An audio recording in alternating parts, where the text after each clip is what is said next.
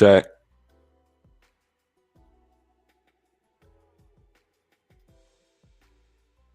Check.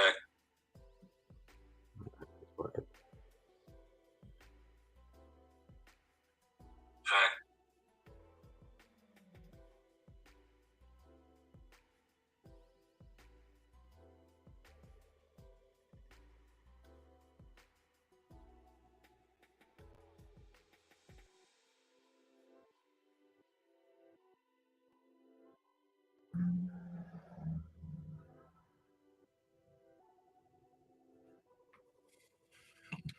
All right, Shalom.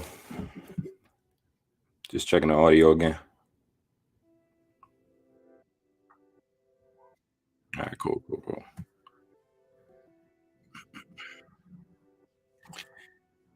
Yeah, just a little technical difficulties. Call Allah Yim Yahweh Bahashem Yahweh Bahashem Rakakwadash. Double honors to the apostles and others of great millstone who rule all over the flock. Shalom and salutation to you brothers out here that's pushing the words of truth and sincerity. Shalom. I'm Rapal Moth, and brothers have been delving into a little bit. I see it here and there. Daniel's 11 and the prophecies concerning all of the kings of Persia and just a takedown by the Greeks, and a lot of our history wrapped up into the kingdoms of old. You can't study Israelite history or Old Testament without knowing about the kingdoms of old. So I'm going to take my stab at it. Abarat Desire is going to be edifying. So we're going to start off with Daniel's 11 and 1. Shout out to the, of course, Apostle Tahar went into these years ago. And you got a few brothers, of course, the brother, elder brother Mike Allah up in LA went into not too long ago. And I checked out that video, is edified by it. So here go my take on it. Babaka Shah is edifying. So Daniel's 11, it starts off with saying, in the KJV, also in the year of Darius the Mede, even I stood to confirm and to strengthen him. I just wanted to point out that what it say in the NLT, I ain't gonna say much on it. I have been standing beside Michael to support and strengthen him since the first year of the reign of Darius the Mede. All right. So when you go into Darius the Mede, first year of Darius the Mede, what I have here is the captivities of Israel's chart. All right, the captivity, the charts, and the kings of the prophets of Israel and Judah. As you can see here, you got Saul. I hope y'all can make that out. Starting with Saul, then you had David, then you have David rules over all. You have King Solomon, the northern. After him, the kingdom is divided between northern and southern. Then it goes into so-called minor prophets and the so-called major prophets, right?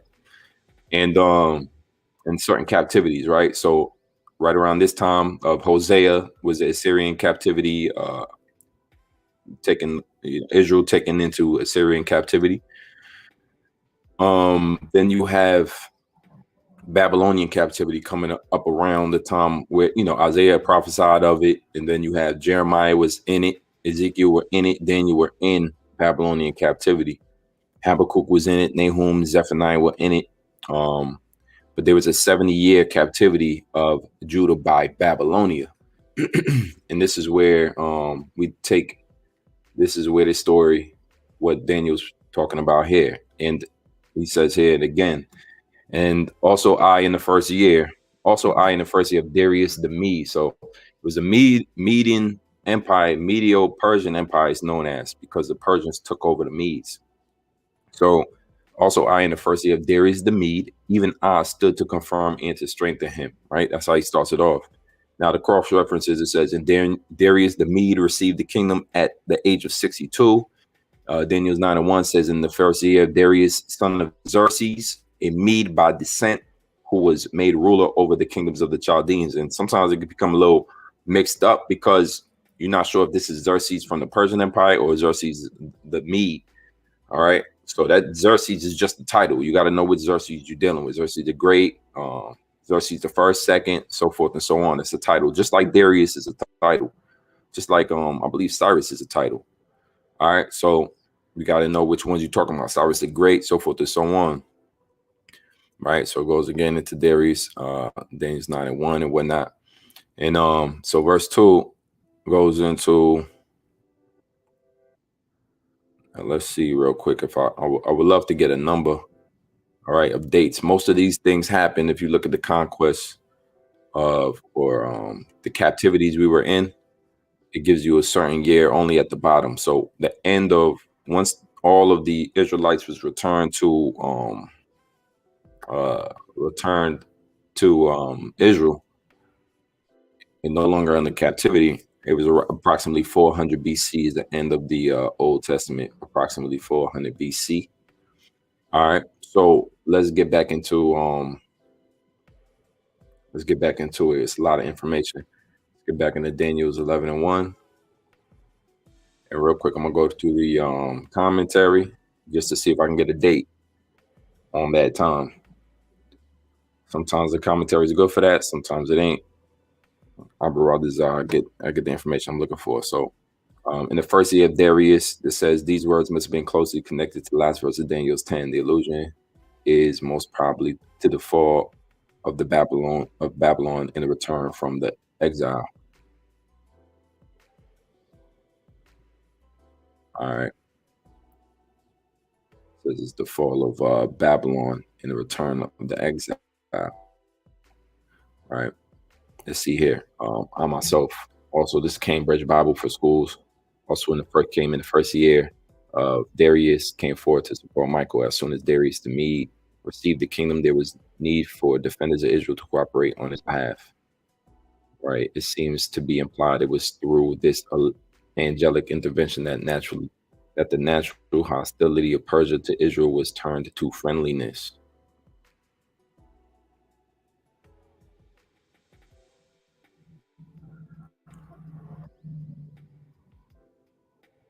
Says which was the first year of Darius. From that very time, he, namely the angel Gabriel, this one, had strenuously cooperated with Michael in working the deliverance of the Jewish nation, but we know it's the Israelites. So the Most High pretty much made sure that the nation of Persia was going to be a friendly nation to Israel, even though we was in the midst of a Babylonian captivity. The Lord sent Cyrus the Great. It says also in the year of Darius the Mede, it says the virgin showed signs of a great disturbance happening here. First he had Cyrus the king. He told me to be strong and to play the man. All right. Cyrus the king. Some say it should be Cyrus. Let's go on. All right. Right. But it all had to do with this favorable position they talking about. He alludes that he had done on a formal occasion to promote the interests of the Hebrew people and to secure those arrangements which were necessary for their welfare, particularly in the favorable disposition of Darius the Mede toward them. In the first year, Darius the Mede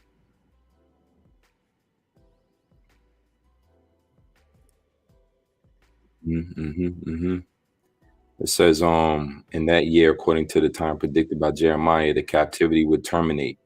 And in that year, that an influence from above led the mind of the Persian king to contemplate the restoration of the captive people. Cyrus was indeed the one through whom the edict for their return was promulgated.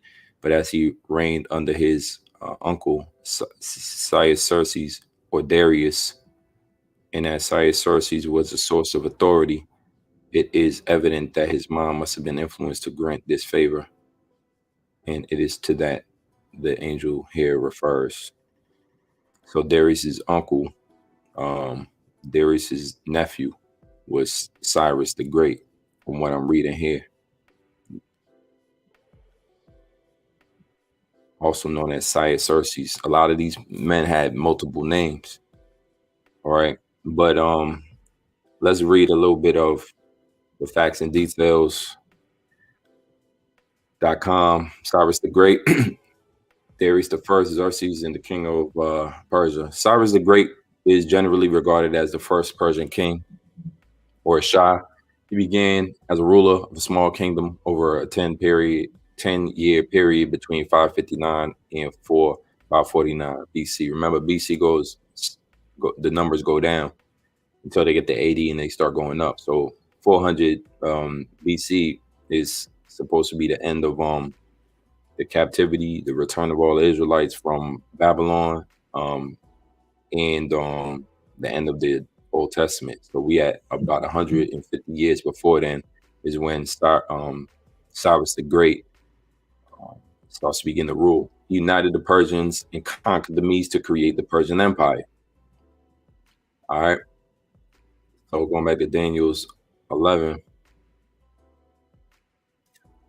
Daniel's 11, 1 to 45. This chapter is an enlargement of the eighth, the overthrow of Persia by Greece. So it begins with Persia. It's really Daniel 11, really going into overthrow of Persia by Greece. All right, the first year of Darius, Cyrus II. That was his name. Cyrus is another title. The year of the conquest of Babylon. Cyrus, who wielded the real power through in the name of subordinate to Darius, though in the name subordinate to Darius, in that year promulgated the edict for the restoration of the Jews, which Daniel was at the time praying for. So once again, we were in captivity. Here goes Daniel during the 7-year captivity. And as you can see, it was prophesied we would be in captivity for 70 years. So Israel knew about that. Here's Jeremiah 25 and 11. And this whole land shall be a desolation and an astonishment. And these nations shall serve the king of Babylon 70 years. And it came to pass when 70 years are accomplished that I will punish the king of Babylon in that nation, saith the Lord, for their iniquity in the land of the Chaldeans, and will make it a perpetual desolation. We're going to where that is. Here go Babylon right here. All right. Here go this land. As you can see, it says Cyrus defeats the Babylon army at Opus 539 BC. Here it goes. 539 BC, Cyrus and his troops enter Babylon. So at this time, 539 BC, we were in captivity under Babylon, under Darius, if I'm not mistaken. All right. But the Lord said here again that it would just be and it shall come to pass when 70 years are accomplished that I will punish the king of Babylon and that nation, saith the Lord, for their iniquity in the land of the Chaldeans. I will make a perpetual desolations. And what we know about the Chaldeans, once again, just by going here, just by going into Daniel's 11 in the cross-reference section, tell you Daniel's 9 and 1. In the first year of Darius, the son of Ahasuerus, the seed of the Medes, which was made king over the realm of the Chaldeans. So while Darius was ruling, all right, it was already foretold that there will only be a captivity. Israel will be in captivity for 70 years. Once that's accomplished, the Lord will punish the king of Babylon, who is Darius the Mede, and he did that by sending Cyrus the Great against him.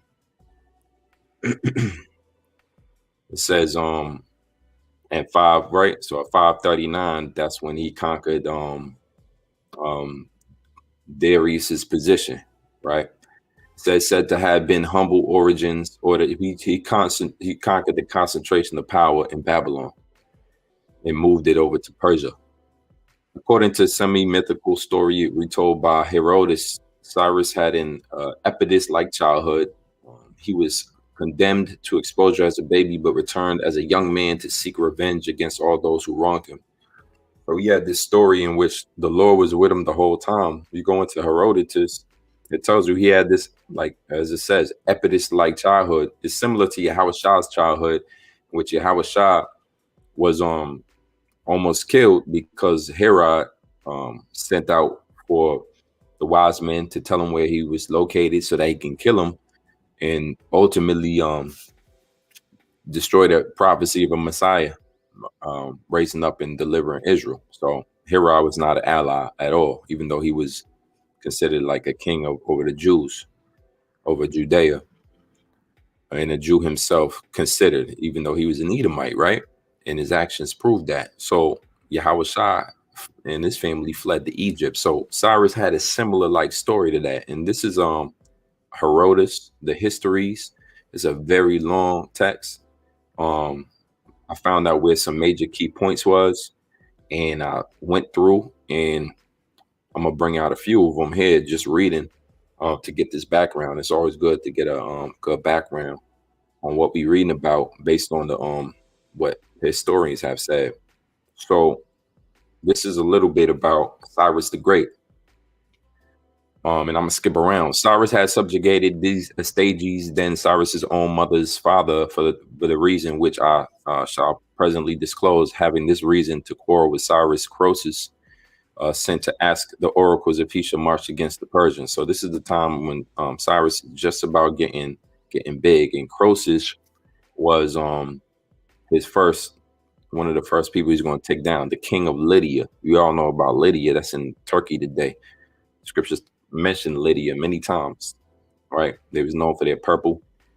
All right, so Croesus was defeated by Cyrus the Great in 547, right after Cyrus took down Babylon. So Cyrus began this conquest from Babylon. After 70 years, the prophecy happened. Around 539, Darius the Mede was taken out of the way. Cyrus the Great, who was supposedly the nephew, as the story goes, all right, but he was somewhat in the family of them. He conquered Babylon, 539 BC. Then begins to conquer this way, sends people out towards Media, right? Okay, this is modern day Iran today. Well, Iraq, Babylon, and Iran over here, Media. That's why it's called. Iran was once called Persia, so it was called the Persian Mede, right? Because Cyrus ended up being like a distant relative of Darius. Anyway, Cyrus goes all the way up to Arbela, Nineveh, as you see, Armenia. He goes up into Gozan, Haran. Then it comes what's modern day Syria area, modern day Turkey. And he goes all into Turkey. So, you know, the known world at that time was ruling over all of these areas, these lands, all the way from Egypt to Babylon to Arabia to Dedan to Media, Mesopotamia. All right, this is called Anatolia. So you hear these names constantly when you're researching Darius and researching Alexander. You're going to hear these names. So he went all the way into Lydia. So this is where he meets Croesus or whatnot. So this is that Sardis falls to Persian forces by 546 from. So it took him 7 years from the conquest of Babylon to the conquest all the way west to Sardis and Lydia. All right, so that was a 7 year, just a, you know, the Lord was with him to take down these many nations, all the way up until to basically Greece. It goes on to say, right, and Herodotus, once again, Herodotus is, as you can see here, he's a semi-mythical story, right, which the others speak about Herodotus, but anytime you research Cyrus, you're going to hear about Herodotus. It says, so having this reason to quarrel with Cyrus, Croesus sent to ask of oracles if he should march against the Persians. And that's a reoccurring thing too when you go into the scriptures, right? Israelites, we asked of the Heavenly Father whether we should march into the to war, to go to battle. We asked of the prophets, all right? And if there was a go, we would go. Well, the other nations, the heathen nations did that, but they did that with their oracles. See, there's a lot of resemblances on the right-hand side to the left-hand side. They're both hands. You look at your hands, they look identical, right? But when you start to analyze them, you know, the thumb's in a different position. And other than the thumb, you wouldn't really know right hand from left. But if I just flash my hand in front of you, you might not know what's my left or my right. So there's a lot of rituals of the Israelites and rituals of the heathens that seem similar, right? One's left-hand side, one's right-hand side. Let's continue. And it says, all right, I'm just going to read through. And when the deceptive answer came, he thought it to be favorable to him. So he led his army into the Persian territory. When he came to the river Halys, he transported his army across it by the bridge, which were then. I'm going to stop here and keep going. I'm going to jump down to verse 86. So there was a fight between this is the Persian fight between Cyrus the Great and between Croesus, the king of Lydia, this area right here, 546 BC era, right? We're going to skip that. Obviously, Cyrus won. He took it. Let's jump to chapter 86. 86 says the Persians gained Sardis and took Croesus prisoner. So there it is. Persians took him prisoner. So that's the history of how the conquest of that's right along with the history of the conquest of Cyrus, taking Lydia, taking it from Croesus, according to the Herodotus, which is on point. All right. Now I'm gonna go down, jump more down. That's more about the battle. He took him as a prisoner and a confidant instead of killing him, which that happened a lot of times. Right? Certain kings would just conquer other kings, but they would keep them alive to be part of their cabinet, so to speak. Here goes another point. It says he was careful to hedge himself with all that is, so that men of his men of his own age who had been brought up with him and were nobly born as he is, and his equals encouraged. Instead of seeing him and being upset and perhaps moved to plot against him, he might, by reason of not seeing him, believe him to be different. So when this is the story of when they started making Cyrus king. And they asked for Cyrus to be king over him. Well, this is Darius. If I'm not mistaken, this is this is the beginning of the Medes. This is going back some time, right? But this is just an interesting point, as to say that this man sought, instead of being around the people more often, he would make sure that they see him less, to believe him to be different. That was just a good point of how the kings had to think. They couldn't really be common people and seen all the time. I just thought to throw that in there. Let's go back into 95. Then the Lydians then were enslaved by the Persians. So we got that part. But the next business of my history is to inquire who this Cyrus was, who took down the power of Croesus, and how the Persians came to be rulers of Asia. I mean, then to be guided in what I write by some of the Persians who desire not to magnify the story of Cyrus, but tell the truth, though there are no less than 3 other accounts of Cyrus which I could give. After the Assyrians had ruled Upper Asia for 520 years. And what is that? The Assyrians. Remember, Israel was taken down by the Assyrian captivity. So right before the Medes came around, during the time of Hosea, right before Amos, all right, during the time of Isaiah even, but in a different kingdom, the northern kingdom was taken into captivity by Assyria. Herodotus is letting us know the timeline by saying the Assyrians ruled Upper Asia, which was where the the northern tribes dwelt, for 520 years. The Medes were the first who began to revolt from them. So that's why right around the end of Assyrian captivity, the Medes come around. These, it would seem, proved their bravery in fighting for freedom against the Assyrians. They cast off their slavery and won freedom. Afterward, the other subject nations too did the same as the Medes. So the Medes led the way when it came to revolting up against the Assyrian captivity of that time. It was the Medes. And where the land of the Medes is right here. So that means the Assyrians ruled all Upper Asia. This was all Assyrian captivity, especially Nineveh, right? Assyrian captivity. But here goes the Medes. So the Medes began to revolt against Syrian captivity. So much legacy all in this one area today known as the Middle East today. All right, Mediterranean area, sea area, Caspian Sea area, Black Sea area, all the way to the Persian Gulf and the Red Sea. All of these seas and the lands in between encompass a lot of biblical history. Going back to Herodotus, letting us know that the Medes were the first to revolt against the Assyrians and win. So end of Assyrian rulership and dominance, beginning of Mede rulership and dominance.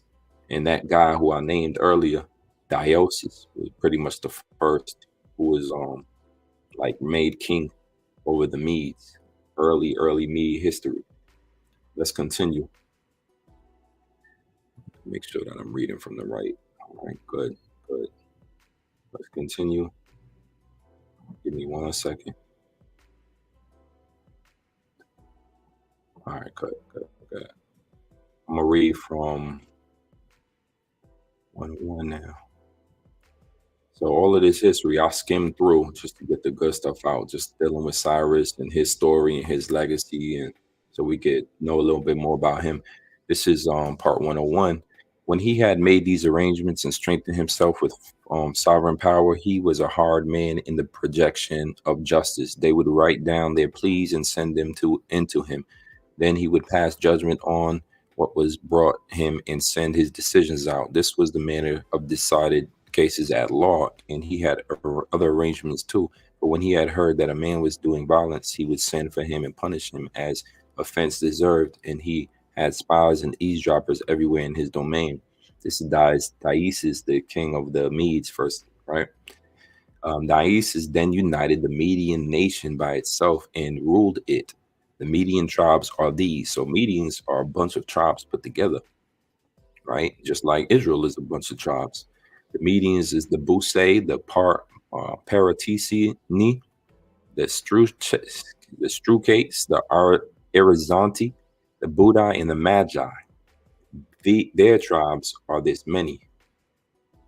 Diasis had a son, Pherotus, who inherited the throne when Diasis died after a reign of 53 years. Having inherited it, he was not content to rule the Medes alone. Marching against the Persians, he attacked them first. And they were first whom he had made subjects to the Medes. So the Medes subjugated the Persians first. Then, with these two strong nations at his back, he subjugated one nation of Asia after another until he marched against the Assyrians, that is, against those of the Assyrians who held Ninus.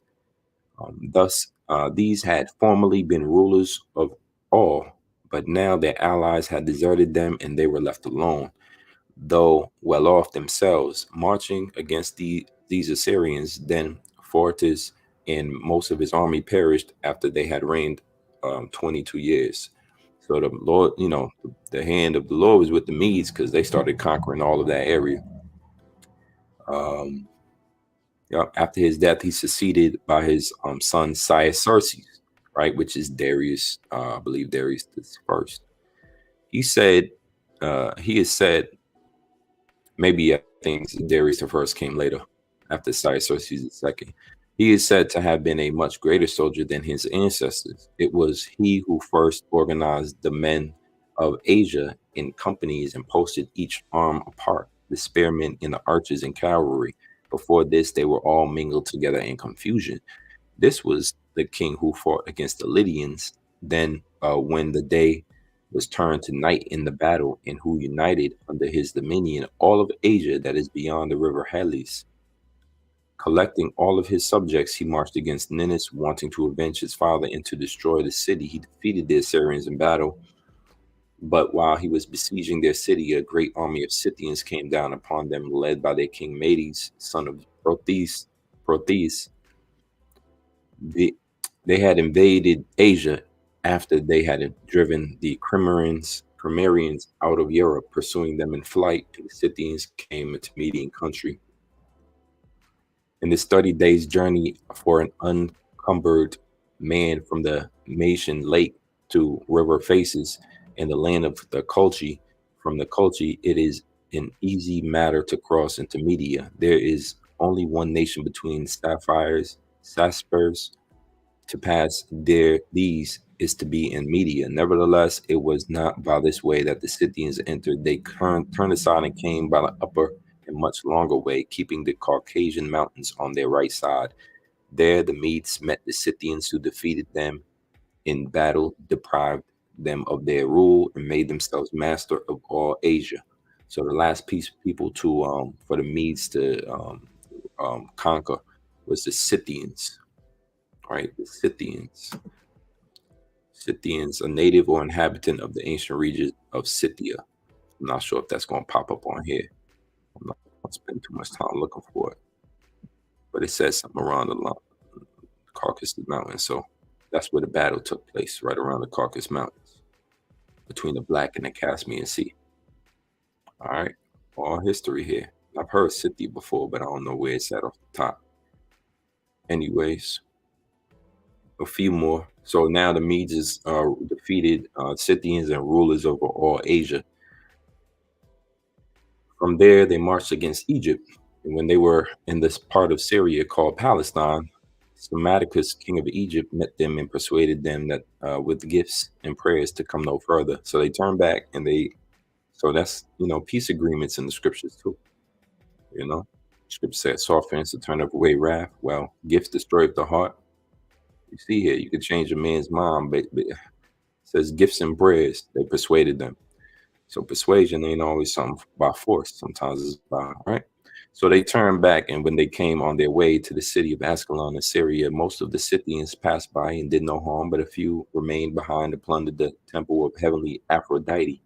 This temple is discovered from making inquiry is the oldest of all the temples of the goddess, for the temple in Cyprus was founded from it, as the Cyprians themselves say, in the temple of Cytherea was founded by the Phoenicians. I'm gonna skip that. That's all about the gods of these different heathen nations and their temples. Hermaphrodites, that's where you get the word hermaphrodite from. Let's keep going. The Scythians then ruled Asia for 28 years, and the whole land was ruined because of their violence and their pride. For besides exacting from each other its tribute, which was assessed, they rode about the land carrying off everyone's possessions. Most of them were entertained and made drunk and then slain by Xerxes and the Medes. So thus the Medes took back their empire and all that they had formerly possessed. They took Ninus, how I will describe in the later part of my history, and brought all Assyrian except for the province of Babylon under their rule. So this is the Medes controlling everything except for Babylon. Afterwards, Xerxes died after the reign of 40 years, among which I count the Scythians' domination, and his son Astyages inherited his sovereignty. So I believe Xerxes is Darius the Mede. I'm about to confirm that right now. Xerxes. Xerxes, the third king of the Medes, right? They gave other names. Xerxes the second. There we go. Xerxes the second is who I'm looking for. Was the king of the Medes, whose reign is described in the Greek historian Xenophon. Some theories have equated this figure to Darius the Great. That's what it's going to say. So Xerxes, his son is Astyages. All right, let's keep going. Xerxes the second is who we're looking for. All right. Yeah, let's keep going. So Xerxes died and Astyages inherited. Astyages had a daughter who he called Mandane. He dreamed that she urinated so much that she filled his city and flooded all of Asia. He communicated this vision to those of the Magi who interpreted dreams, and when he had heard that they told him what they told him, he was terrified. And presently, when Mandane, of the marriageable age, he feared the vision too much to give her to any Mede worthy to marry into his family, but married to a Persian called Cambyses, a man whom he knew to be well born and a quiet temper. For Astyages held Cambyses to be much lower than the Mede of middle rank. So here it is in the Herodotus history that the king of the Medes had a dream about his daughter that if he gave her, that she would, destroy out of her line would become somebody who destroys him. So he gave her to a Persian. That Persian was Cambyses. Cambyses, if you look at who Cambyses is, Cambyses the second ends up being the father of Cyrus the Great. He gave his daughter to Cambyses, and out of Cambyses, if I'm not mistaken, Cambyses' father was Cyrus the Great. So Cambyses was the son of Cyrus the Great. It might have been the Cambyses the first, though, who he gave him to grandparents. Here goes Cambyses the first. So Cambyses the first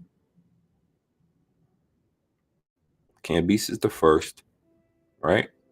A king and the father of Cyrus the Great. Father of Cyrus the Great.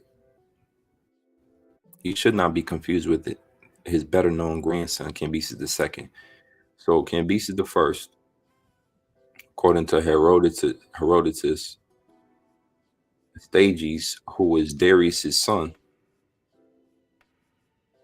a Mede gave his daughter to a Persian king known as Cambyses, their child became Cyrus the Great. Their child, the son of Cambyses I, became Cyrus the Great, or Cyrus II, because Cyrus is a title. You can get confused, just like Cambyses, just like Darius. You got to emphasize who's who. So let's read on. A man whom he knew to be well born, why, right? Because he was a king, of a quiet temper. For Stages held Cambyses to be much lower than a Mede of the middle rank. But during the first year of the Mandane, that a Mandane was married to Cambyses, Stages saw a second vision. He dreamed that a vine grew out of the genitals of his daughter, and that a vine covered the whole of Asia. You see, these dreams that this Median king was having about his grandson were true. And he had oracles of the heathen to interpret those dreams for him. So he was reacting to his dreams. That's just like Joseph when he was interpreting the dreams of the king, or Daniel interpreted dreams of the king. Joseph interpreted dreams of the famine and dreams of the king's cook. It says, having seen this vision and communicated it to the interpreters of dreams, he sent to the Persians for his daughter, who was about to give birth, and when she arrived, kept her guarded, meaning to kill whatever child she bore. So he was going to kill Cyrus the Great. For the interpreters declared that the meaning of his dream was that his daughter's offspring would rule in his place, which was true. Anxious to prevent this, Astyages, when Cyrus was born, summoned Harpagus, a man of the household who was not most faithful servant among the Medes and was administrator of all that was his, and said, Harpagus, whatever business I turn over to you, do not mishandle it. Do not leave me out of account in giving others preference. Trip over your feet afterwards. Take the child that Mandane bore and carry him to your house and kill him, and then bury him however you like. So based on the king of Persia's dream, king of the Medes dream, Astyages, he was going to kill his grandson based on his dream, because his grandson would take over everything he had, and he put his servant to go and do the business. All right, and this is why it's written of Cyrus the Great that he had like an Oedipus like childhood. All right, Oedipus, it's a mythical Greek king of Thebes, a tragic hero in Greek mythology, accidentally fulfilled his prophecy that he would end up killing somebody, whatever. He would end up killing his father and marrying his mother, thereby bringing disaster to his city. Oedipus, just a Greek mythology. A messed up childhood. So Cyrus had that type of childhood where he was condemned to die by his grandfather, who had a dream about him ruling over Asia. But as the story goes, he didn't die. He was preserved, and he was raised back with his family. I ain't gonna go into all of that. I'm just gonna leave it there.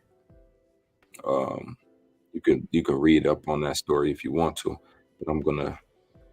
That's just an interesting story of Cyrus's birth, because as you can see throughout the scriptures, it's like the Most High upheld Cyrus, like he was with Cyrus. He chose Cyrus. In Isaiah 45, I'm again in the NLT. I could read in the KJV first. In Isaiah 45 and 1, it talks about, it's the title alone, God calls Cyrus, right? This is who was prophesied of to return Israel after 70 years, right? A 70-year prophecy by Jeremiah. Jeremiah 29:10. For thus saith the Lord, that after 70 years be accomplished at Babylon, I will visit you and perform a good word toward you, and causing you to return to this place. For I know the thoughts that I think towards you, saith the Lord, thoughts of peace and not of evil, to give you an expected end. So it's prophesied that after 70 years of captivity under the Medes, we'd be restored, and a portion of us would. Daniel's 9:1. In the first year of Darius, the son of Ahasuerus, of the seed of the Medes, which was made king over the realm of the Chaldeans. He's just referring to this time frame in which he's writing this. Verse 2, not Daniel's 9:2. In the first year of his reign, Daniel understood by the books. What books? Jeremiah. Jeremiah was before. He was before Isaiah. Here goes Jeremiah. Salakia. He was before Daniel. Here goes Jeremiah, prophesying about the 70-year captivity of Judah by Babylonia under Darius, under the Medes, under Stages. Then Daniel is reading from Jeremiah, talking about the books. What does he say? I mean, Isaiah. Isaiah wrote about Babylon, 70 years. Let me make sure I got this right. Let me go right back to it. Right, Daniel is reading about the books of Jeremiah. Daniel is reading about the books of Jeremiah. Daniel, who came later on, is reading about the books of Jeremiah concerning the 70-year captivity of Judah in Babylon. Remember, the northern tribes had already been to America by this time, right? So this is the Assyrians already fell. Northern tribes has already made it to the other side of the world. That's why theirs ends here. And then the Babylonian captivity is just Judah. And it's prophesied by Jeremiah that's going to be 70 years, and then the Lord's going to deal with us. It say here in the Daniel 9:1, in the first year of Darius, the son of Ahasuerus, of the seed of the Medes, which was made king over the realm of the Chaldeans. All right, the Lord said, I will destroy the Chaldeans. That's prophesied. In the year of his reign, Darius, I, Daniel, understood. So while they're being ruled over by the Medes, in that 70-year captivity, Daniel opens the books and understands that captivity won't last long. Whereof the word of the Lord came to Jeremiah the prophet, that's the book, that he would accomplish 70 years in the desolations of Jerusalem. Here comes the story of Cyrus. Cyrus the Great conquered Babylonia, defeating the declining Neo-Babylonians with relative ease, released the Jews from captivity, and slowed expanded westward across Asia. Released the Jews from captivity. The Persian and Mede warriors under his command were skilled. That's why it's called the Medo-Persian Empire, because all of the Medes didn't revolt. He basically took it over with relative ease because it was prophesied. Remember, the hand of the Lord was with him. What did Scripture say about Cyrus? The title of this book in Isaiah 45:1 is called God Called Cyrus, right? Thus saith the Lord to his anointed, to Cyrus. So Cyrus is anointed by the Heavenly Father at this point in time, whose right hand I have holden, meaning he's going to help him the whole way. His right hand that's in power. To subdue nations before him. What nations did he subdue? The Medes. And then he went on to, this is the conquest of Cyrus. He started off with subduing Babylonia, the Medes, who ruled in Babylon. 539 BC. Then he went on to have a victory over the Medes in Persia. Well, starting off in Persia. Let me go backwards. 559 BC. This is the Persian capital of Pasargadae. Cyrus established his capital at Pasargadae. Cyrus wins the victory over the Medes right here. Then he goes into Media and plunders the Median capital at 550 BC, 9 years later. Then at 539 BC, he enters into Babylon and defeats the Babylonian army, thus ending Babylonian captivity. So for 559, he comes around. The Most High helps him and holds him up, makes him conquer the Median capital. Already wins over the Medes here, then conquers the capital, then conquers Babylon by 539 BC. That's 20 years later, right? And it was a 70-year captivity.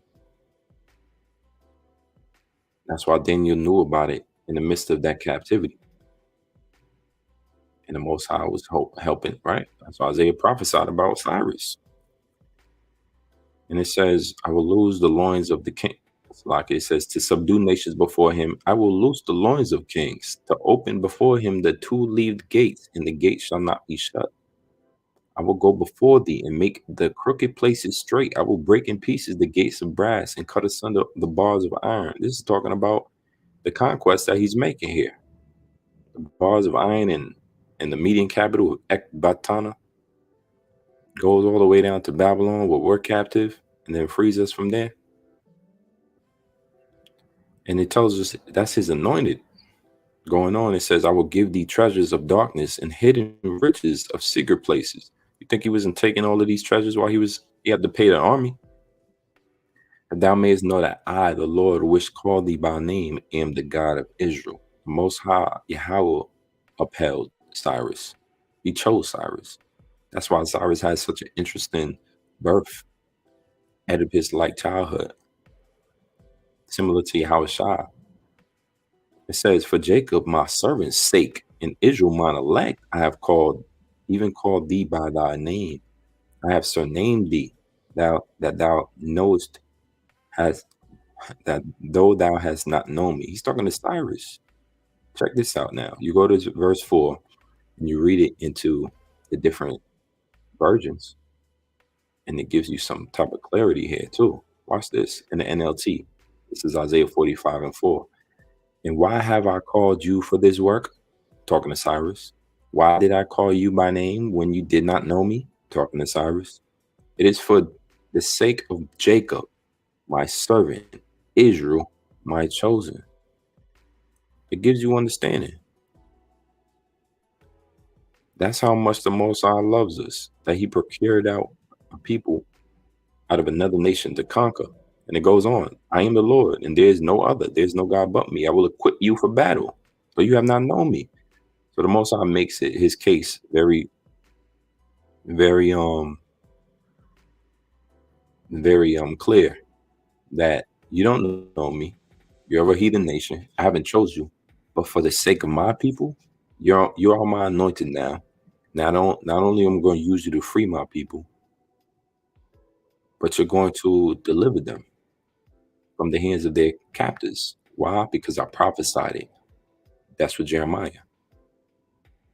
In the first year, Daniel's 9:2, in the first year of his reign, I, Daniel, understood by books the number of the years whereof the word of the Lord came to Jeremiah the prophet, and he would accomplish 70 years in the desolations of Jerusalem. 70 years we were supposed to be in captivity, and 70 years we were. What did it say here? 70-year captivity of Babylonia, from the time of Jehoiakim the king to Zedekiah the king of Israel. And Zedekiah was led into captivity. Right? Jeremiah was there to prophesy, but Ezekiel was there, Habakkuk was there, Nahum was there, Zephaniah was there, Daniel was there. At the end of it. This is all out, right? Captivity ended by the decree of Cyrus. First return of the captives to Jerusalem under Zerubbabel. So the captivity ended by the decree of Cyrus. This is Ezra's the first chapter, first verse. Cyrus's proclamation. Now, in the first year of Cyrus, king of Persia, in order to fulfill the word of the Lord by the mouth of Jeremiah. See, Ezra was prophesying about Jeremiah. Everybody knew of the book of the prophecies of Jeremiah.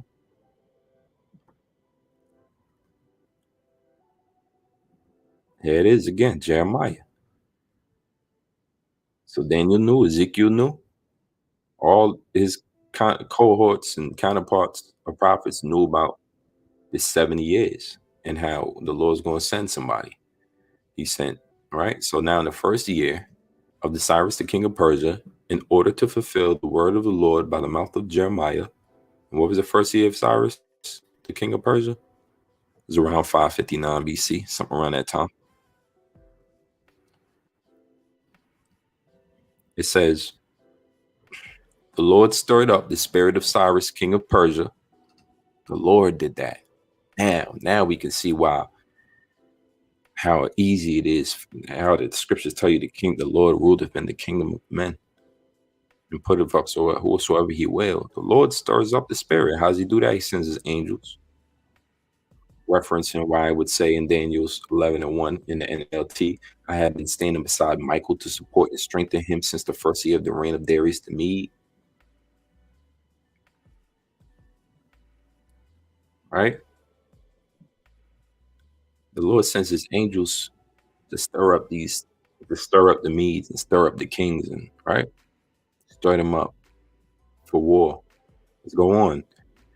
So that he sent a proclamation throughout all his kingdom and put it in writing, saying, thus says Cyrus, king of Persia, the Lord, the God of heaven, has given me all the kingdoms of the earth, and he has appointed me to build him a house in Jerusalem, which is in Judah.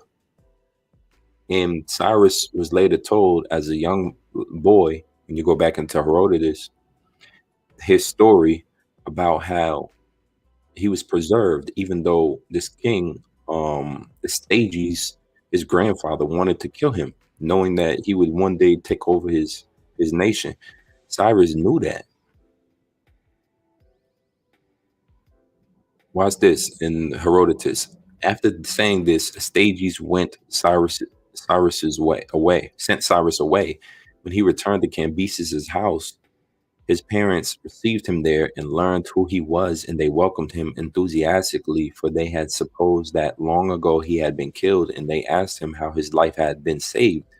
Then he told them and said that until now he had known nothing but been very deceived, but that on the way he had heard the whole story of his misfortune, for he had thought that he said that Astyages' cohort was his father. But in his journey from the city, his escort had told him the whole story, and he had been raised, he said, by the cowherd's wife, and he was full of her praises. And in his tale, he was constantly speaking of Sino.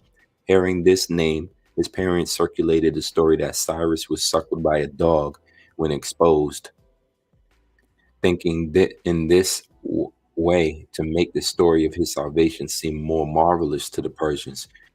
The saying was that Cyrus was raised by a dog. He was suckled by a dog. But the truth is that his grandfather, a Mede, wanted to kill him because he had a vision that he would destroy him one day. That's Cyrus's, right? So you can see how the Lord was with him the whole time. Verse on, let's go to 125. All this was done. Cyrus took the hair and slit it, right? Because it shows you a story about how Cyrus, when he was young, he was acting like a leader anyway. But then now the guy who was working with his grandfather, Astyages, the king of the Medes, the guy now sent to tell Cyrus to rise up. It's your time. All this was done. Cyrus took the hair and slit it and read the paper which was in it. The writing was as follows: Son of Cambyses, since the gods watch over you. What power was watching over Cyrus? Thus says Cyrus, verse Ezra 1 and 2. Thus says Cyrus, the king of Persia, the Lord, the God of heaven, has given me all the kingdoms of the earth, and he has appointed me to build him a house in Jerusalem, which is in Judah. That's the power that was ruling, protecting Cyrus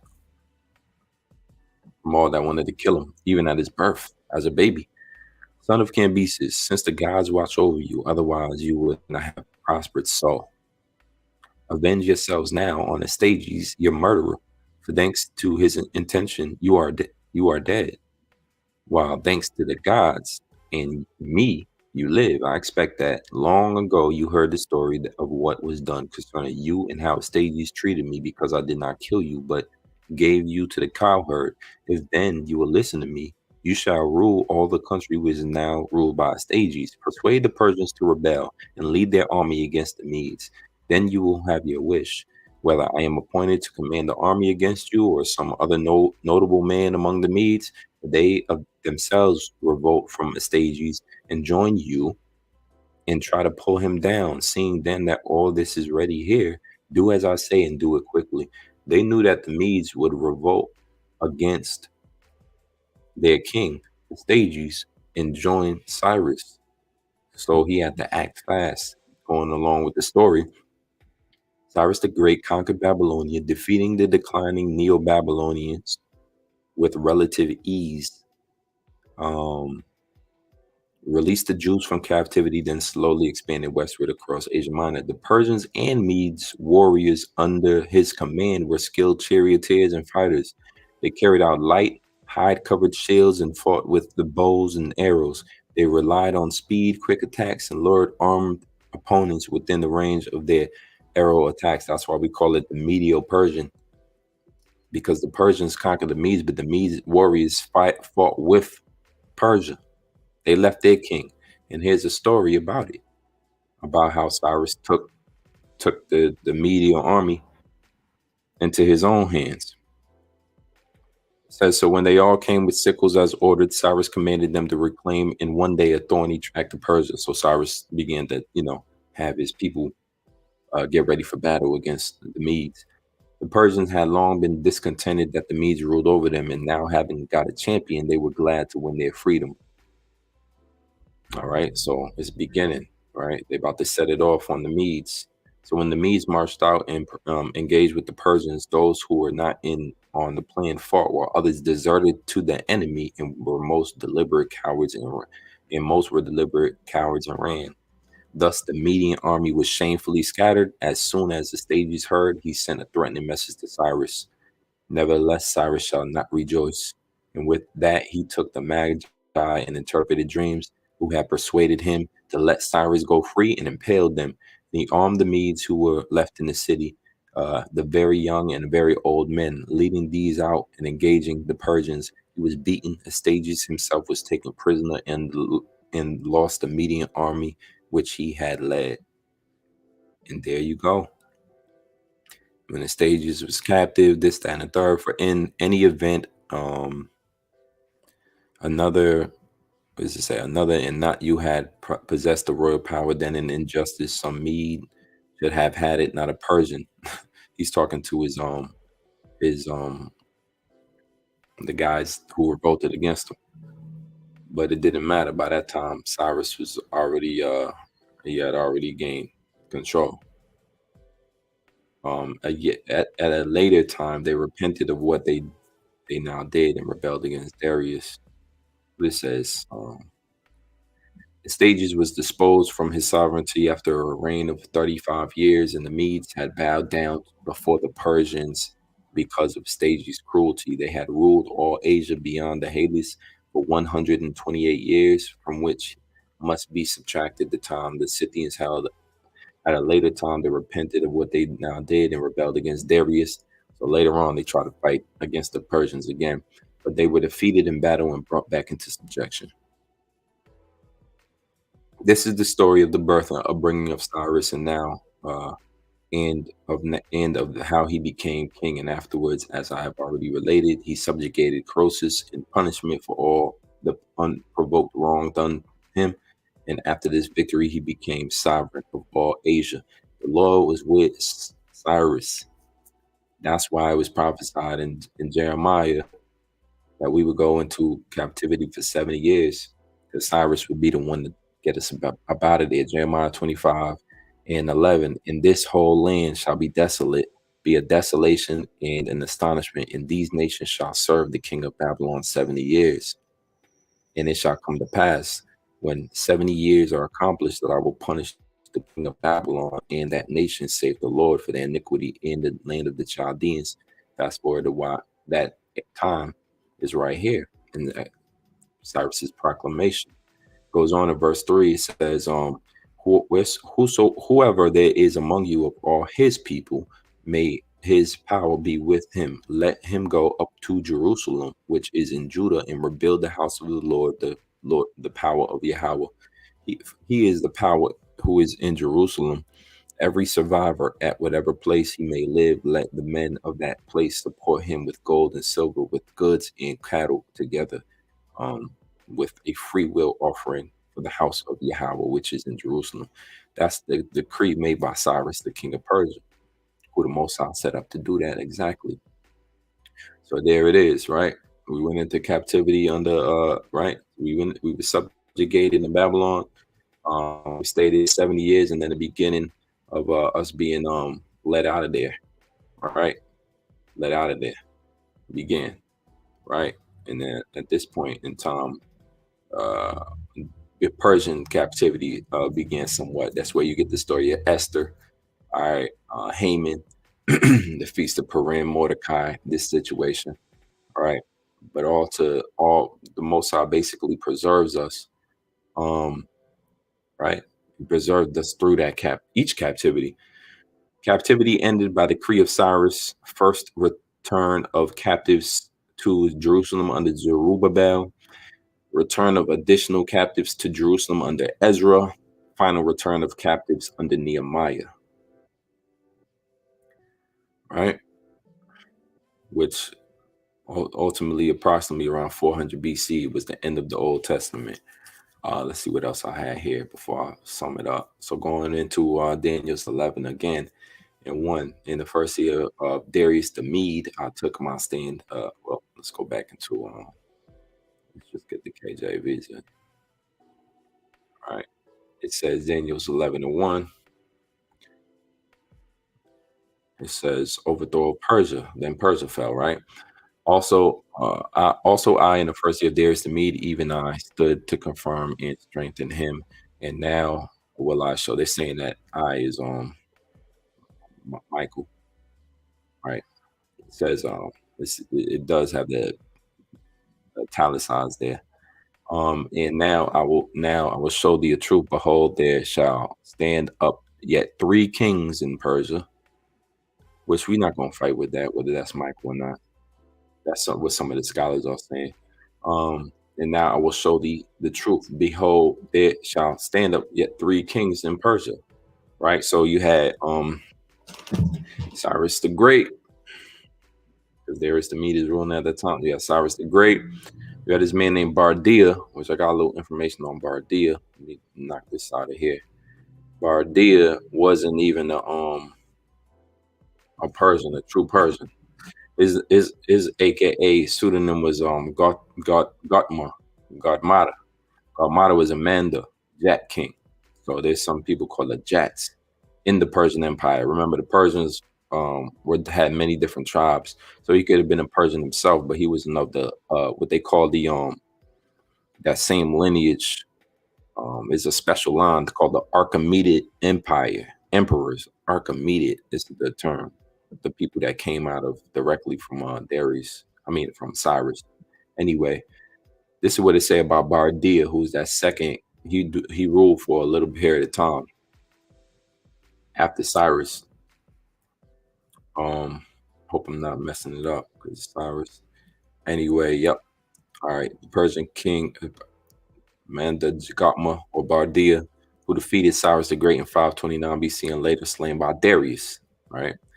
It says, thus we see many Jat kings in the north and east were free of Persian Empire, which was an offshoot of the earlier Manda Jat Empire. The defeat of Cyrus the Great and his death was a signal for the Jats under Persian Empire to take up the throne of Ecbatana. Where is that? Ecbatana is right here, the Median capital in 550 BC that Cyrus plundered. It's called Ecbatana. So the people there wanted to take that land back once Cyrus died. It say the defeat of Cyrus the Great, blah, blah, boom. This was done by the Jats under their leader Gaumata. So this is Bardiya. In the meantime, Darius came in This second empire lasted for only 6 months because conspirators in the pay of Darius killed Gaumata, right, in the palace of Ecbatana. So he was ruling for only 6 months. Some say 7 months. All right, so that's Bardiya. That's that where Daniel's 11 says that they shall stand up yet three kings. So that's Cyrus, that's Bardiya, and then that's Darius. Cyrus, Bardiya, and Darius. Not Darius the Mede, but Darius the son of Cyrus, if I'm not mistaken. We're gonna get into it right now. And then it says, and the fourth shall be far richer than they all, and that's Xerxes from 300. That's Xerxes. All right. Xerxes. Hold on. That might be the same Artaxerxes too that came from Ezra that Esther was married to. But there was a long line of Xerxes and Artaxerxes. So either way, let me go back into Bardiya. It says Darius wrote in the inscriptions, Ahura which is Bardiya, made myself emperor. Nope. Let me see. Asmata made myself emperor. Our dynasty had lost the empire, but I restored it to its original position. I reestablished sacred places destroyed by Magas. These Magas were the Magian priests of the Jat emperors who came to India along with them. As a result of war, they were called in India the Magas, the Taga Brahmins on the Yuma River are their descendants. They are the Masudi or something. So they knew there was of a different group that just was dwelling in the Persian Empire and just wanted to rule. That's where Bardiya came from. It says it has been repeatedly suggested, and not without reason, that the extraneous and inspiration came from Iran of the Archaemenid Empire. Hold on, let me see. There's a point I wanted to see in this right here. Here we must remember that Nineveh, the mighty Assyrian capital. So now that we know where the Assyrian capital was at, if you ever ask yourself what the Assyrian capital was, it was Nineveh right there. That's where Jonah ran from, the capital. You know the story. It says have fallen under the man of Jats in 606. So that these people, the Jats, had already been conquerors, but Bardiya was just a descendant of them. Ecbatana, whose motto was was planned and built, blah blah blah. Let me go down. So there you go. The manner of the loss of the empire, the long struggles to recapture the same crown with temporary success under Gaumata Manda in 529 BC before Darius could succeed on the throne. The forced flight to India and in other directions must have kept the memory like a burning torch to beacon and guide the Jats when they formed yet another empire under the Moor clan. So these people, the Jats, just took over for a minute, hot second.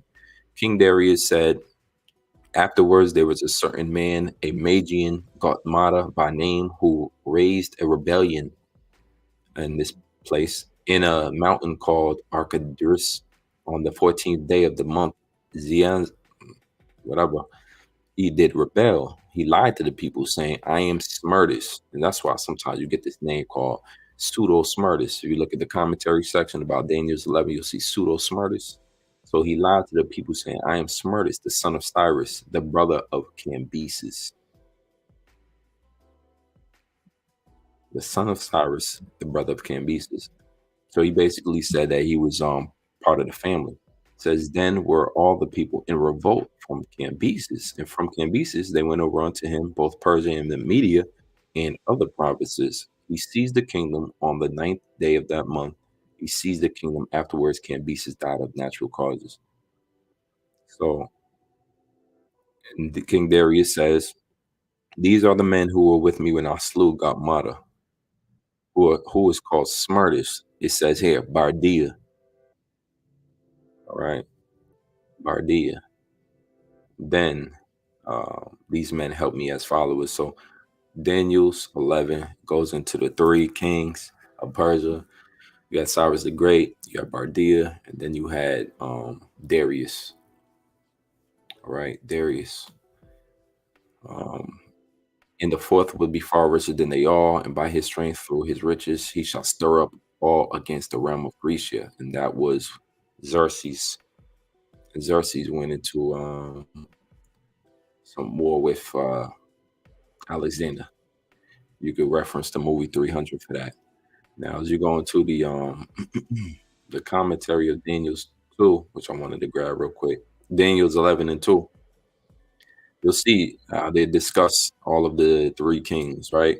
But you also see here, let's get a little bit of this book. This is the commencement of the revelation promise in Daniel's 10 and 14. And from this point till the end of the book, the difficulties that have to be encountered in attempting an exposition are almost insuperable, meaning hard to understand. It has been customary. Let's go down.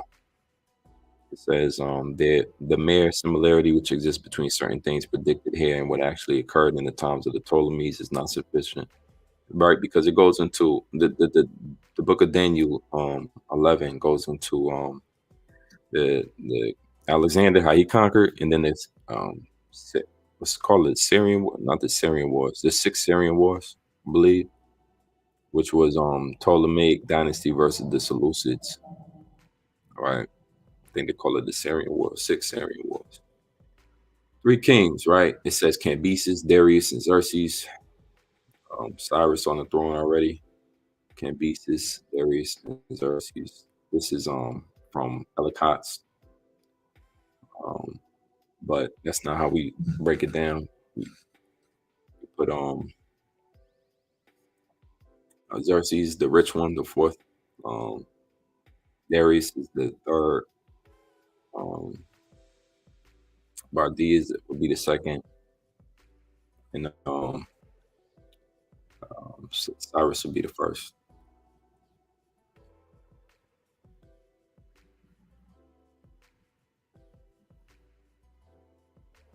All right, and all you got to do is Google or YouTube. YouTube brothers Daniel's 11 GMS. It's that simple. Type in Daniel's 11 GMS on YouTube or Daniel's 11 Great Millstone. You're gonna see all the videos where brothers get into it. They go in. And it's something to see, man. There's a lot of great history of what happened. There's a lot of great history of the conquest of Cyrus and whatnot.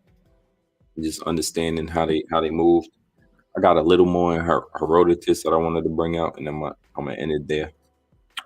Just to show you the difference between the Persians and how they were actually still a heathen people. It's not like they could just become Israelites because they did a good deed once upon a time.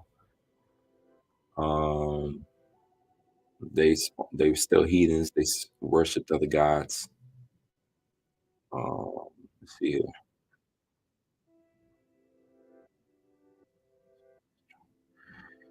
It says here, this is back in Herodotus, who was just a scholar that wrote about Cyrus. Herodotus, right? That's how you spell his name right there. It's called Herodotus History. What does it say? The Histories, Book 1. So it says in 133, I'm just taking a second because I don't know if the 33 begins here or there, but it says he then to pray for blessings for himself is not lawful for the sacrifices. So they sacrifice for their gods, of course, right? Some of the rituals of the heathen nations are very similar to the customs and rituals of Israelites, except one's the right hand and one's the left hand. You know, they would use incense and burnings for their gods. You know, it's a lot of copycatism and imitation amongst religions, and that's why when they finally learn the right one under the power of Israel, and when they're in captivity in the kingdom of heaven, which is going to be eternal, they're going to learn the right way. They're going to learn the right God, the right his name, and so forth and so on. This is about the Persians, just a little bit about them before I close out. They are very partial to wine. No one may vomit or urinate in another's presence. This is prohibited among them. Moreover, it is their custom to deliberate about the gravest matters when they are drunk. What they approve in their deliberations is proposed to them in the next day when they are sober by the master of the house where they deliberate. And if being sober, they still approve it, they act on it. But if not, they drop it. And if they have deliberated about a matter when sober, they decide upon it when they are drunk. So that's an interesting custom of the Persians. They wait until they drunk to deliberate on matters, and then they wait until they sober to decide on it. I don't sound too far from. Yeah. Let's go into the next part. I like reading this, so I'm just gonna keep going. Um, says when man meets another on the road, it is easy for him to it is easy to see if the two are equals. But if they are, they kiss each other on the lips without speaking. If the difference in rank is small, the cheek is kissed. Um, that's a similar custom of the people of that region, right? The scriptures talk about holy, give brotherly kiss, right? Which would be on the cheek. They still got that amongst the people of who are these people? The mafia, the Sicilians, and certain people of Sicily and Italy and Italians do that, and even the Latin tribes they kiss on the cheek. It's very custom to see a woman in Latin tribe and they give you a kiss on your cheek. That's just a greeting, but they would do it on the mouth if they was equals. It says they honor most of all those who live nearest them. Um, let's see, under the rule of the Medes, one tribe would even govern another. So they had a lot of hierarchy and rank based on who lives closest to you. Kind of like if you're going to a good neighborhood right now, you got to get out. That's they had that similar too. Just because you walk into a good neighborhood don't mean they're going to salute you and acknowledge you because you don't actually live there. You're a foreigner. So Persians were no different. They say here, but the Persians more than all men welcome the foreign customs. They wear the Median dress, thinking it more beautiful than their own. And the Egyptian cuirass in war. Look, that cuirass is just some type of a piece of armor consisting of breastplate and backplate. So they stole the weapons, the style of weapons from the Egyptians. That's a cuirass. So the Persians liked that idea and they kept it. They liked how the Medians dressed, so they dressed like that. It says their luxurious practices are of all kinds and all borrowed. So they borrowed everything they got. Similar to Esau, he just borrows what he see. The Greeks taught them pederasty. You hear that? The Greeks taught them pederasty. You don't know what pederasty is? It's sexual activity involving a man and a boy or a youth. The Greeks taught them that. Pederasty in ancient Greece was socially acknowledged romantic relationship between an older male and a younger male, usually in his teens. Do you understand why uh boy, Mambla it has never gone away? Do you understand why these people are still able to rule and not why this it feels like that energy is coming back? Then they find the other day somebody that works at Fox or one of these guys is always on the news, a newscaster, pretty famous, reputable guy. They found all type of child porn and basically he was molesting toddlers and telling people on the internet how to do it. Sick. I mean, Epstein. Anybody ever figured out? They ever listed all the names of the people who was on Epstein Island, taking the Lolita Express to Epstein Island to deal with pederasty, including Jay-Z, Beyonce, Chris Tucker, all your favorite names, Bill Clinton, all your favorite people been to Epstein Island. Anyway, I digress. The Greeks taught them pederasty, and the progenitor of the Greeks is E- the Greeks are Edomites. The Greeks were Edomites who got up into power under Alexander the Great, and when they came into power, pederasty just took off. And the Romans did the same. It was very common for the Roman men to have nobility to have boys with them, husbands and wives. Very common in Rome. Fast forward to America. All right, if you type in Hunter Biden's computer, pictures from Hunter Biden's computer, and see what you find. Pictures from Epstein Island, see what you find. Pizzagate scandal, see what you find. These are the same people coming back. Esau doesn't change. The Lord didn't change their spirit. You just change, the only thing that changes where they're ruling at and what they call themselves. Now they call themselves Americans. Further wrong, going further, every Persian marries many lawful wives. All right, so they do have what you call that? Polygyny, as opposed to polygamy. Polygyny is only men having multiple wives and keep still more concubines. All right, so they did it. See the customs of certain they mix in some of the practices of heathens. Heathens do that. They borrow from each other. Israelites can't do that. See, the heathens can do that. Israelites can't do that. That's why Ezra was, complaining or asking, why was that the Lord didn't see it fit to harm the Babylonians, who were more wicked than they were.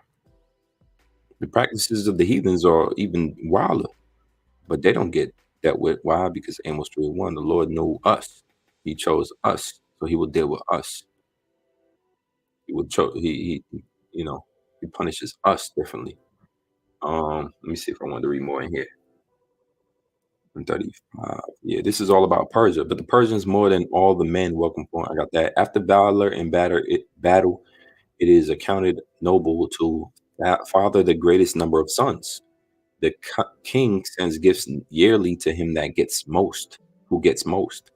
So after battle, you got to have children. Strength, they believe, is in numbers. They educate their boys from 5 to 20 years old and teach them only 3 things: writing, archery, and honesty. You don't got to teach a boy a lot. They be like, play football with him. Yeah, look, take it easy. You teach your son honesty, you done accomplished more than the majority of children out here in this world. Writing, archery, and honesty. A boy is not seen by his father before he is 5 years old, but lives with women. The point of this is that if the boy should die, in the interval of his rearing, the father would suffer no grief. Come on, man. Come on, man. We didn't, man. I mean, if you ain't at the christening, they looking at you. You a deadbeat dad. Boy had to be 5 years old to see his dad in Persia. Man, they try to. I'm telling you, man. They be trying to turn men into wives. It's sad. It's sickening, man. Let me see if there's more in here. That was one thing. Persons incurable harm. Yeah, they had certain laws. You couldn't just go walk up and kill people. They did not speak on the next that. There's one more I want to bring out. There is another thing that always happens among them. We have noted it, although the Persians have not their names, right? Which we agreed that their nature persons, with the nature of their persons and their nobility, all ends in the same letter. Okay, cool. So much I can say from my own knowledge, certain knowledge, but there are other matters concerning the dead which are secretly and obscurely told. How the dead bodies of Persians are not buried before they have been mangled by birds or other dogs. They didn't bury the dead until they just sat around being eaten by vultures and whatnot. This is the way of the Magi, right? Which were people, but they were also a priest. They were people. We read about the Magi earlier. Bardiya was a Magi. It says, I know for certain, for they do not conceal the practice, but this is certain, but that before the Persians bury the body in the earth, they embalm it in wax. Egyptian custom, American customs, modern day westernized customs. These Magi are unlike the priests of Egypt, as they are unlike all other men. For the priests consider it sacrilege to kill anything that lives except what they sacrifice. But the Magi kill with their own hands every creature except dogs and men. They kill all alike, ants and snakes, creeping and flying things, and take it great pride in it, leaving this custom to be such as it has been from the first. I return now to my former story. They talking about how the Magi's of the Persians, the who are the Persian priests, just go around killing things except for dogs and men. Just walk around just killing birds and taking pride in it. That sounds like Esau, man. That sounds like an Edomite custom. They must have got that from him. But Esau does that. He takes his gun, he just shoots down buffalo, shoots down bears, shoot down. And then you say, well, what'd you do with the bear? Well, we put his head on the wall. Just shoots down, a giraffe. Brother was going into that the other day. Like, who goes out there and just shoots giraffes, silverback gorillas? It's a weird custom, and that's of the heathen. The scriptures say, about a righteous man regardeth the lives of animals. Come on, man. You see a silverback gorilla, you want to kill it? Crazy. Anyway, man. I brought this out. Let me see if I got anything else. That's Isaiah 45. So we learned that Isaiah 45 and 4 again in the NLT. And why have I called you for this work? Talking to Cyrus. Why did I call you by name when you did not know me? It is for the sake of Jacob, my servant, Israel, my chosen one. Can you imagine walking up to somebody in the middle of the street and you know their name, Brian? And they just, what? They going, what?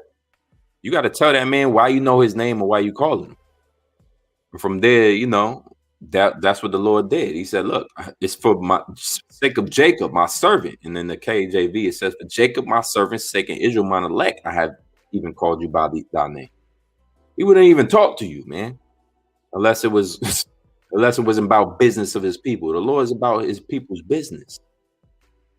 And that's a beautiful thing, man, that the Lord does that for us, man.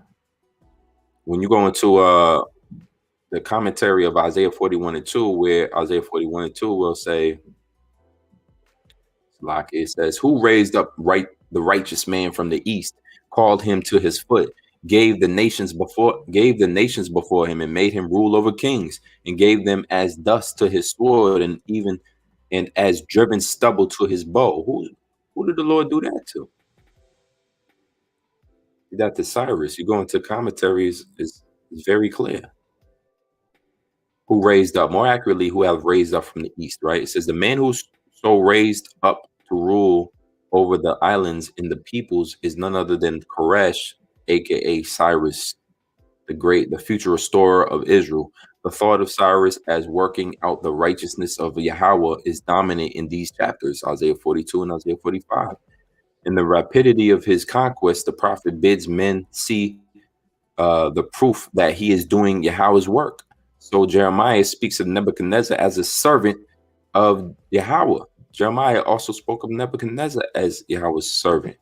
And you go into that, Jeremiah 27 and 6. So the Lord is just using these leaders, man. We ain't got to fear the leader. It says the yoke of Nebuchadnezzar. That's the text, the context.